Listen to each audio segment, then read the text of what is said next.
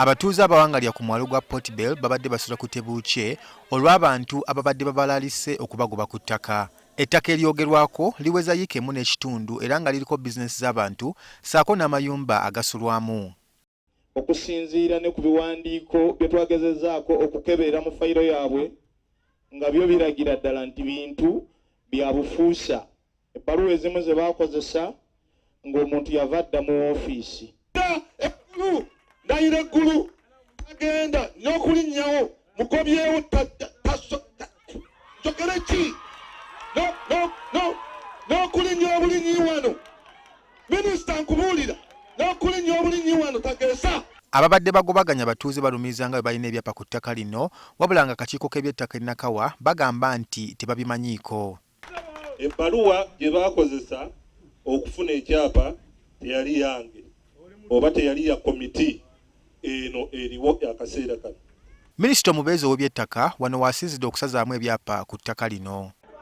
Nga ngoberera etteeka eryo erya Land Act, ekyapa ekyo ekyali kikoleddwa mu mannya ebyapa ebibiri ebyo bisazizzaamu.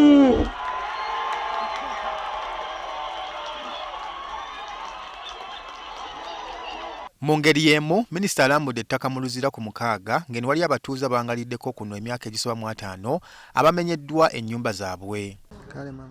Tukitegeddeko nti gye buvuddeko kkooti yali yayisa ekiragiro ekiyimiriza okugoba abantu bano ku ttaka lino okuggyako nga basasuddwa wabula kino abaaguze tebakiwuliriza era ne bamenya ennyumba ezimu. Naye waliwo okutuuza nti tuwabawo ekikolebwa anti nga kkooti emaze okuyita enjuyi zombi mwe mwagala ki nammwe mwagala ki. Naye bwe yagenda wayitawo ennaku nga 3 nga MP amuleese ne bajja wano n'emmundu ssaawa 9 n'eggulede ennyumba gye walekaawo yali eyimiridde nga nnene. Chairperson mwe yali asula ne bagimenya. Tukitegedde nti waliwo n'obutakkanya ku by'okutunda ettaka lino okuva ku bannannyini lyo. Nempulira nti batunda ettaka. Nange ne mpandikira LC mukyala Debora ebbaluwa ne mugamba tetunakola family meeting bano batunda batya ettaka.